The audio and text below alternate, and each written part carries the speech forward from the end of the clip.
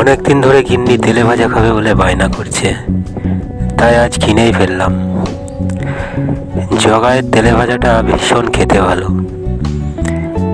প্যাকেটে করে নিয়ে যাচ্ছি, কিন্তু তার সেন্ট আমার নাক পর্যন্ত পৌঁছে যাচ্ছে। অবশ্য তেলে ভাজা এই নদীর পাড় দিয়ে নিয়ে যাওয়া অনেকেই বলে প্রচণ্ড রিস্ক।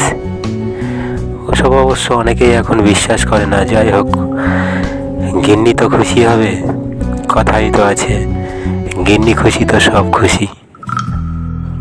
গঙ্গা নদী আমাদের এখান থেকে অনেকটাই দূরে, তাই গ্রামের শ্রাদ্ধ শান্তি থেকে শুরু করে মৃতের সৎকার সব কাজই এই খালের ধারটাতে হয়। এই জন্য এই খালের ধার সন্ধ্যার পর প্রচণ্ড রিক্সি হয়ে যায়। এখান দিয়ে অবশ্য নিয়ে যাওয়া ছাড়া অন্য তেমন কোনো শর্টকাট রাস্তাও নেই। যাই হোক, তেলে ভাজাটা বাড়িতে পৌঁছে জমিয়ে খাওয়া যাবে। কিন্তু গ্রামের বড় খালের মুড়ো গাছটার কাছে এসে আমার সঙ্গে যা ঘটলো, তার জন্য আমি মোটেই প্রস্তুত ছিলাম না।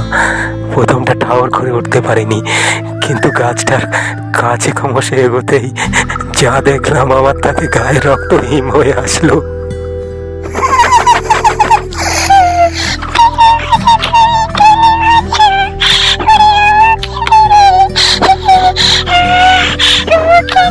Can you